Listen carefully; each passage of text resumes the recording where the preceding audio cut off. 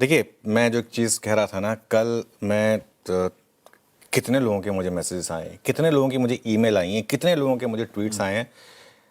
मेरा ज़मीर नहीं मानता कि मैं उससे शुरुआत ना करूं, तो फिर मेरा इस सीट पर बैठने का कोई लॉजिक नहीं है। ठीक है, कल के एक्शन के बाद ट्रेडर्स में एक डर का माहौल है, कल जो हुआ है उसके बाद। ठीक है, और कल का दिन भारत के डेरिवेटिव मार्केट को पूरी तरीके से बदल देगा, ये आप एक चीज़ मान के चलिए। ठीक है, किसी में हिम्मत नहीं होगी यहाँ से आगे जाकर ऑप्शन राइटिंग करने की, क्योंकि ऑप्शन राइटर एक रिस्क लेता है पहले ही बहुत बड़ा, और उसके बाद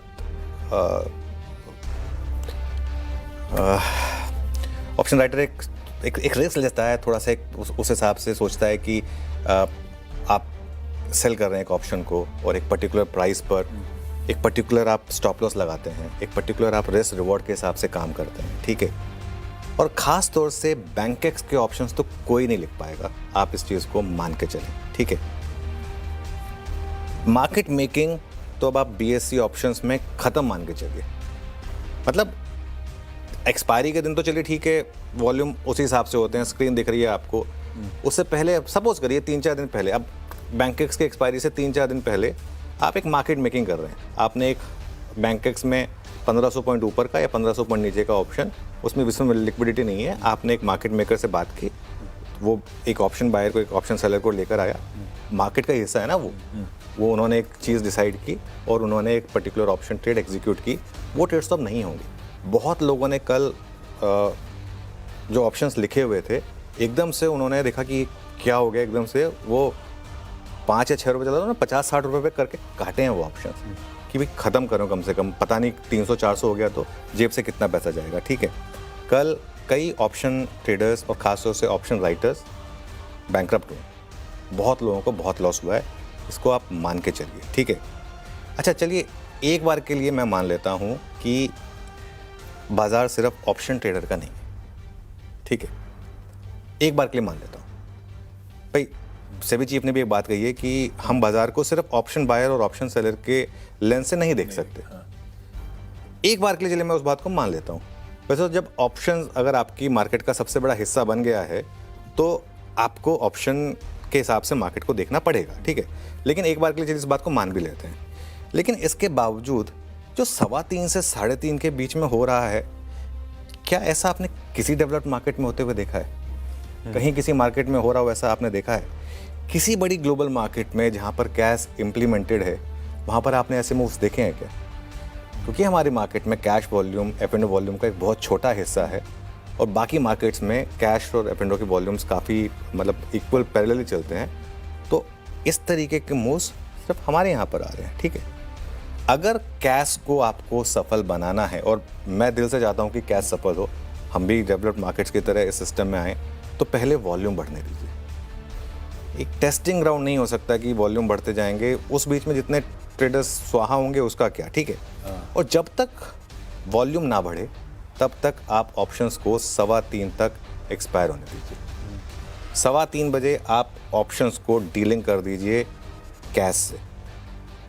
इस समय अगर आपको एक चेंज करना है तो वो ये होगा कि 3:15 बजे आप ऑप्शन को डीलिंग कर दें। सिंपल, और कुछ करने की आपको ज़रूरत नहीं है, क्योंकि इस तरीके से अगर चलता रहा तो मार्केट में, मैं एक चीज़ तो साफ कह रहा हूँ आपको, कल जो हुआ, कल पत्थर की लकीर है, कल की डेट लिख लीजिएगा 27 अगस्त। 27 अगस्त का दिन बीएससी के ऑप्शन ट्रेडिंग को कम्प्लीटली चेंज कर चुका है। किसी की हिम्मत नहीं होगी खास तौर से बैंकेक्स में ट्रेड करने की, और बिल्कुल वॉल्यूम ड्राई हो जाएंगे ऐसे तो।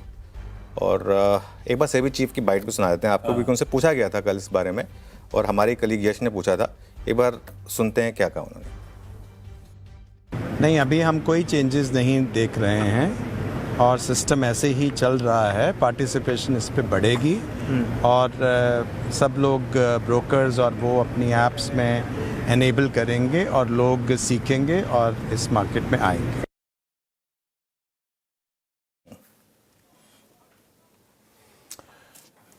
कैश में कोई बदलाव नहीं करेंगे, वॉल्यूम पार्टिसिपेशन आगे बढ़ेगा, लेकिन अगर इस तरह के इंस्टेंसेस हो रहे होंगे तो कौन ही हिम्मत कर रहा होगा पार्टिसिपेट करने की इस कैश के सिस्टम में। ऐसे में आज जिस तरह के आप कह रहे हो इतिहास में लिखा जाएगा कल का सेशन, कैश के मुद्दे को फिर से जोर शोर से आगे बढ़ाने की तैयारी आज बिल्कुल है, करेंगे, बनता है। गैस की आवाज़ आज हम फिर एक शो करेंगे 10:30 बजे। और देखिए मैं एक चीज़ बताऊं, at the end of the day system में कुछ भी चीज़ हो रही है, सिस्टम की अगर भलाई के लिए हो रही है, लेकिन अगर आपको दिख रहा है स्क्रीन पर कि कुछ तो गड़बड़ है, मैं एक बार रिविजिट करना चाहूँगा, क्योंकि कल जो हुआ है ना वो नॉर्मल नहीं था साहब किसी भी तरीके से। एक बार वापस वो ग्राफिक्स रख दीजिए, कल हुआ क्या।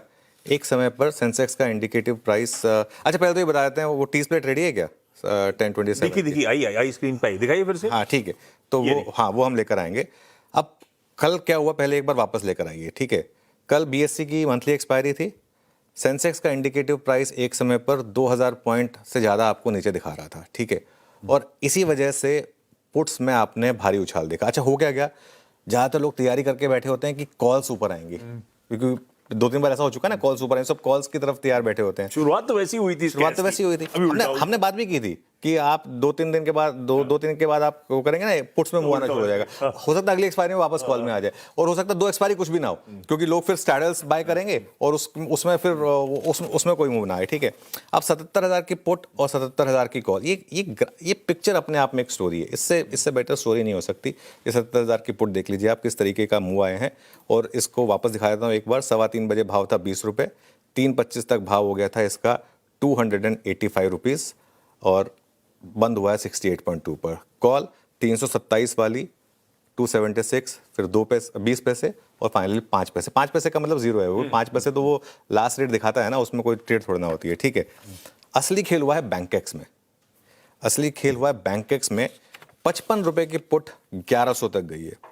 अच्छा 55 रुपए पे जिसने सेल किया है, आप सपोज करिए 55 रुपए पे अगर आपने, और कुछ लोग, मैं समझा के थक गया, लेकिन हाई फ्रीक्वेंसी ट्रेडर्स तो होती ही होंगे, लेकिन चलिए ठीक है, 55 रुपए पे मान लीजिए किसी ने सोचा, मैं ऑप्शन राइटर्स को वैसे भी काफ़ी वो मार्जिन देना होता है, सपोज करिए 100 भी बेच दिए, 100 बेच देता हूँ यार, 5,000 रुपये घर में आ जाएंगे, क्या जाएगा, है ना।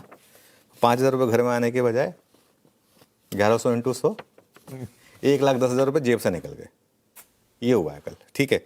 और 55 की पुट जब 1100 होती है वो यही होता है, 1,094 टू बी एग्जैक्ट, और फिर बंद भी 787 पर हुई है। और 65,000 की कॉल देखिए 216 वाली 5 पैसे पर आ गई, ठीक है। अब ठीक है, यही एक रीज़न है, मैं एक बार फिर से रिट्रेट कर रहा हूँ। फैक्ट ये है कि ये सिस्टम है और ये सिस्टम अभी रहने वाला है। होपफुली इसमें चेंजेस होंगी, होपफुली इसमें ट्विक्स होंगी। जब तक नहीं होता है तब तक क्या, तब तक प्लीज़ आप अपने पोजीशंस को 3:15 बजे निपटा लीजिए। हमने बार बार एक बात कही, डे 1 से बात हुई, ये डे 1 से बात हुई है, डे 1 से आपसे बात हुई है कि 3:15 बजे आप अपने सारे ऑप्शन पोजीशंस को निपटा लीजिए। मैं एक बार फिर से रिक्वेस्ट करूंगा कि आप ऑप्शन को 3:15 बजे एक्सपायर होने दें, ऑप्शंस के मूव को कैश से डीलिंग करें। अगर ये नहीं हुआ तो जो आपका एक बेसिक प्रीमाइस है ना इस मार्केट में, उसका उल्टा हो रहा है।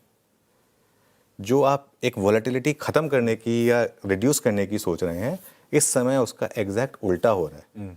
और एक मजे की बात बताऊं आपको मैं, और ऐसा भी नहीं है कि जब जेन स्ट्रीट वाला मामला था तब तो एक मार्केट को मूव करने के लिए वाकई में आपको कैश मार्केट में उस लेवल की बाइंग या सेलिंग करनी पड़ती थी। HDFC बैंक में वाकई में आपको 500 करोड़ की बाइंग करनी पड़ती थी। यहाँ तो सिर्फ बिड्स डालनी होती हैं, वो इंडिकेटिव इक्विलिब्रियम प्राइस उसके हिसाब से चेंज हो जाता है और उसके हिसाब से ऑप्शंस के प्राइस मूव हो जाते हैं, ठीक है। या तो कोई एक ऐसा मैकेनिज्म सिस्टम बन जाए जिससे ये पता हो कि भाई ये जो बिड्स हैं ये वाकई में आगे जाके फ्रक्टिफाई होंगी या नहीं होंगी, वाकई में इसका इक्विलिब्रियम प्राइस पे इम्पैक्ट आएगा ही नहीं आएगा। और एक दिक्कत, कैश की वजह से जो भी लास्ट के 5 मिनट की 15 मिनट की बार बन रही है वो अगले दिन वापस रिवर्स हो रही है। ऐसा भी नहीं है कि वो कोई, उससे मार्केट का इक्विलिब्रियम चेंज हो रहा है, आपकी चार्ट रीडिंग चेंज हो रही है, आप समझ नहीं पा रहे हैं कि अब निफ्टी का है। अब लोग सपोज करिए 15 मिनट के कैंडल पे काम करते हैं, अब वो एक 15 मिनट की कैंडल 330 वाली एक सुबह की वो पूरी रिवर्स हो जाती है, उससे पूरे आपके मूविंग एवरेजेस वगैरह सब चेंज होते हैं। कैसे उसको काम करेगा, है ना। और ये मार्केट मेकिंग, ये सब चीज़ें जो हैं ये एक तरीके से आप मान के चलें कि ख़त्म हो जाएगा अगर ये इसी तरीके से चलता रहा तो।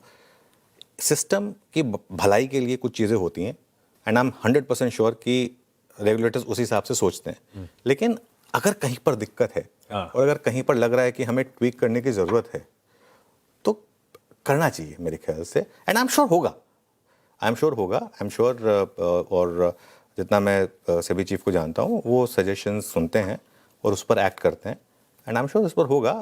हाँ देखिए, एक चीज़ ज़रूर है कि कोई भी नई चीज़ आती है उसको समय लगता है, थोड़ा समय देने की ज़रूरत है। बट अब कितना, 1 महीना हो गया ऑलमोस्ट, 1 अगस्त से कैश लागू हुआ, तीसरा हफ्ता खत्म हो गया आज। है ना। हाँ, तो तीसरा हफ्ता, तो ऑलमोस्ट 1 महीने के करीब का समय हो गया।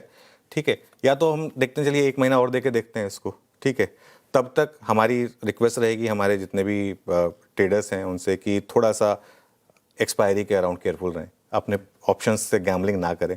ठीक है ना, मुझे पता है उसके बाद भी लोगों ने करनी है, क्योंकि देखिए अब क्या होता है, जब इस तरीके के मूव्स आते हैं ना, सबको लगता है कि अगला मूव मैं ही पकड़ूंगा। ये जो अगला 55 रुपये से 1100 का मूव है ना, अगला मैं ही पकड़ूंगा ये, है ना।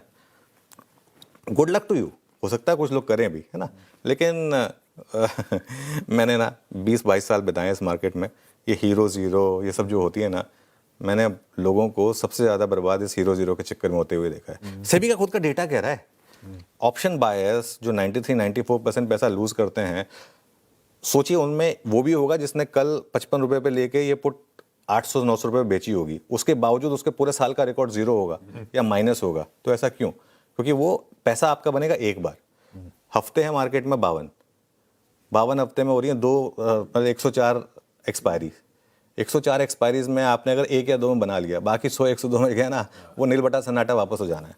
तो और एक बार किसी का एक चस्का लग जाए ना एक इस तरीके की ट्रेड में, उसके बाद वो वही ट्रेड करता है, तो वो थोड़ा सा एक और रिस्क फैक्टर हो जाता है यहाँ पर।